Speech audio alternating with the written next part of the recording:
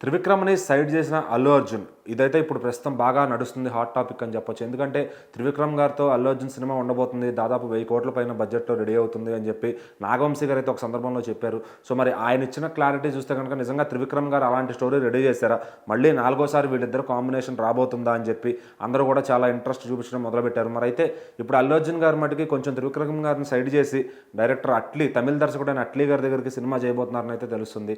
ఎందుకంటే అట్లీ గారు అయితే కథ రెడీ పెట్టుకుని మొత్తం షూటింగ్ కూడా ఆయన రెడీగా ఉన్నారని తెలుస్తుంది. సో అల్లు అర్జున్ గారు ఎప్పుడు డేట్ స్టార్ట్ చేస్తే అప్పుడు మొత్తం సినిమా కూడా స్టార్ట్ అయిపోతుంది. కానీ ఇంకా మన త్రివిక్రమ్ గారి సినిమాకి ప్రీ ప్రొడక్షన్ పనులు అయితే కొంచెం బ్యాలెన్స్ ఉన్నాయి.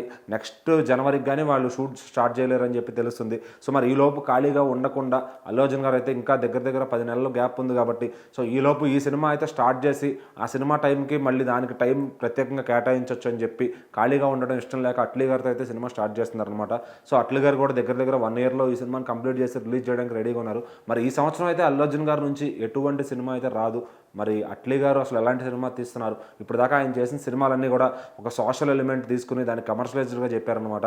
సో మరి ఆయన సినిమాలు ఇప్పుడు అందరు ఆడియన్స్కి చాలా బాగా కనెక్ట్ అవుతున్నాయి. అండ్ ప్రజెంటేషన్ కూడా, ఎలివేషన్స్ కూడా చాలా పర్ఫెక్ట్గా బ్లెండ్ చేసి తీస్తారు కాబట్టి సో ఆయనతో చేయడానికి హీరోలు అందరూ కూడా ఇష్టపడుతూ ఉన్నారు. సో అటు విజయ్ గారిని అలాగే షారుఖ్ ఖాన్ గారిని సైతం ఆయన చూపించిన విధానం, ఆయన చూపించిన ఎలివేషన్ ఏదైతే ఉందో అది చాలా బాగా ఆకట్టుకుందని చెప్పాలి. మరి ఇప్పుడు అల్లు అర్జున్ గారు అందుకే ఇంట్రెస్టింగ్గా ఆయన లైన్లో పెట్టారు. సో మరి ఇప్పుడు త్రివిక్రమ్ గారిని పక్కన పెట్టి ఆయన ఖచ్చితంగా అల్లు అర్జున్ గారు అట్లీ గారితో చేస్తారని తెలుస్తుంది.